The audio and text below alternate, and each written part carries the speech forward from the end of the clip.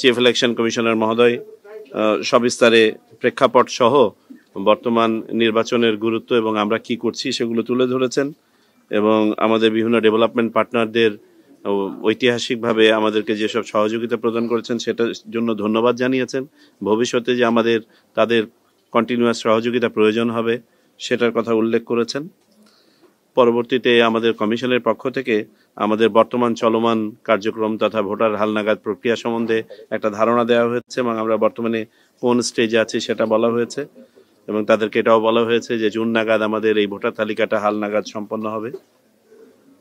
এরপরে আমাদের ইউএনডিপির পক্ষ থেকে একটা প্রেজেন্টেশন দেওয়া হয়েছে যে তারা কিভাবে প্ল্যান করছেন বাংলাদেশ নির্বাচন কমিশনকে সহায়তা করার জন্য এবং সেখানে তারা বিভিন্ন ডেভেলপমেন্ট পার্টনারের কি ধরনের সহযোগিতা আশা করছেন সেটা তারা বলেছেন।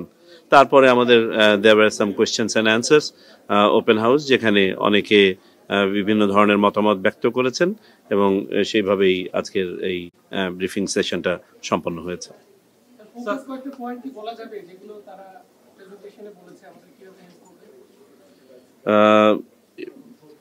Could you highlight on the areas where UNDP is contemplating to help assist Election Commission Bangladesh?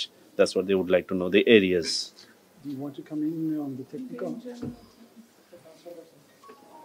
Yeah, so there are a number of different areas where the Election Commission made a request to the United Nations in December last year for electoral support. And based on that request to the UN feel that a needs assessment mission. That needs assessment mission came in January this year and we're here for 2 weeks. Some of you might have covered that. That mission, the work of that mission was to delineate the type of technical support that the UN can provide to the Bangladesh Electoral Commission. And those recommendations are now being finalized. And based on those recommendations, we've had some initial discussions with development partners on the different areas of supports. So they go from everything from strengthening of the Bangladesh Elections Commission, strengthening the network of training institutes, for example, working on voter registration, the voter registration campaign. It also entails voter education work to ensure that all different women, people with disabilities, people left behind can also participate in the election, a lot of voter education as well. So there's a number of different components of this support. It also includes some procurement support that is needed for election day, but also some support to the ongoing voter registration process. As you know, that started on the 20th of January this year, and that also needs some support in terms of equipment and material, which the UN has supported the Bangladesh Elections Commission with. তো আমি সংক্ষেপে যদি বলি যে উনি যে বিষয়টা তুলে ধরলেন আপনাদের অবগতির জন্য বলি যে আমাদের প্রথম কমিউনিকেশনের পরেই জানুয়ারি মাসের মাঝামাঝি ইউএনডিপি থেকে তাদের নিড অ্যাসেসমেন্ট টিমটা বাংলাদেশে এসেছিল এবং তারপর এখানে আমাদের সাথে কথা বলার পরে বিভিন্ন স্টেক হোল্ডারদের সাথে কথা বলার পরে তারা মাঠ পর্যায়েও গিয়েছিলেন।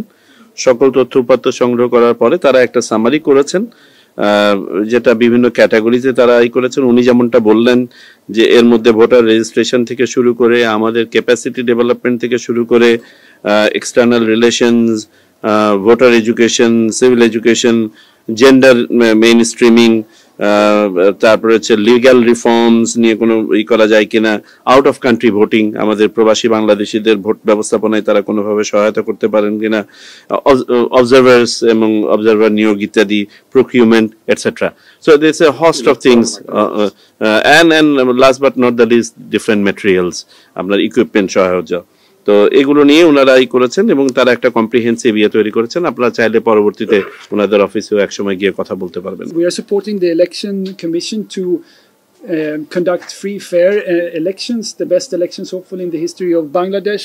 That is the aspiration, but in terms of timelines and so on, that's a decision by the interim government and the Elections Commission. We have nothing to do with that. We provide technical assistance on specific areas that support has been requested from the Elections Commission, and the needs assessment had decided that that's areas where the UN as a family can support.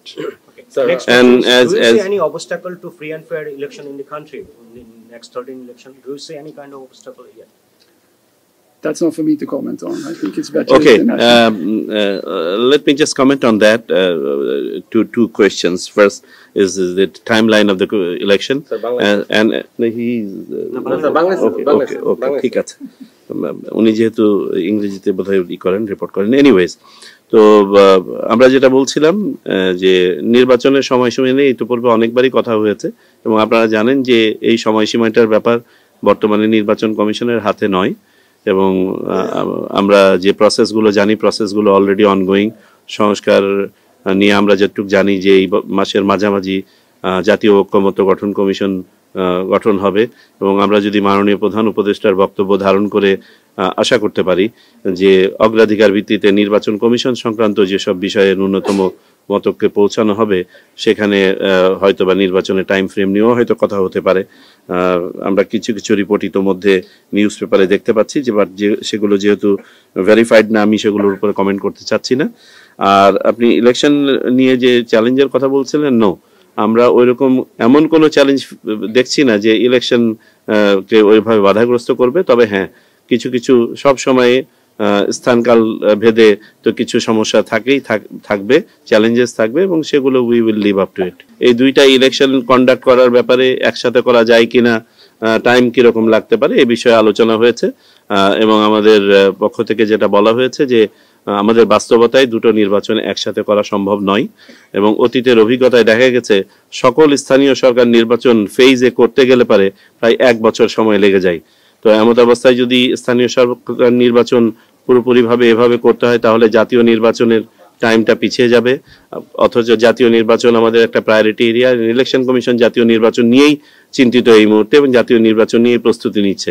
তবে স্থানীয় সরকার নির্বাচন যদি সরকার সিদ্ধান্ত নেন কোনো অংশ বা কোনোভাবে অনুষ্ঠান করার, সেটা সরকারি সিদ্ধান্ত, সেটা তখন ওইভাবে বাস্তবায়ন করতে হবে। সরকারের থেকে অলরেডি আমরা একজন উপদেষ্টা জানিয়েছেন যে তারা লোকাল গভর্নমেন্ট ইলেকশনটা, আমার মনে হয় তারাই আরো ভালো কমেন্ট করতে পারবেন।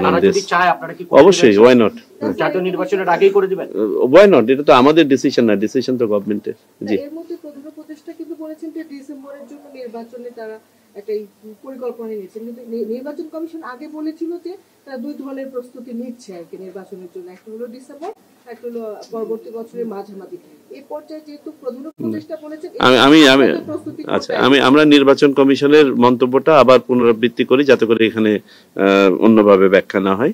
আমরা বলেছিলাম, এবং আমি আবারও বলি, মাননীয় প্রধান উপদেষ্টা একটা তার 16 ডিসেম্বরের বক্তব্যে বলেছিলেন যে যদি অল্প পরিমাণে সংস্কার সহ নির্বাচন করতে হয়, সেখানেই যদি রাজনৈতিক মতৈক্য গিয়ে দাঁড়ায়, তাহলে পরে এই বছরের শেষ নাগাদ, ডিসেম্বরের 2025-এ, আর যদি আরেকটু সংস্কার করার সুযোগ দেওয়া হয়, তাহলে 2026 সালের জুন নাগাদ ইলেকশন করা সম্ভব।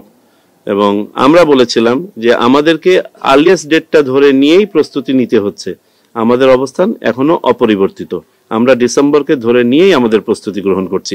আমাদের কোনো ভিন্ন প্রস্তুতি নাই, একটি প্রস্তুতি। স্যার, প্রস্তুতি নিচ্ছেন স্যার ডিসেম্বর ধরে। স্যার, আপনি বলছেন যে প্রস্তুতি পাশাপাশি সরকার চাই স্থানীয় নির্বাচন আগে করবেন আপনারা, এক্ষেত্রে কি স্যার জাতীয় নির্বাচন পিছিয়ে যাবে বলে মনে করছেন?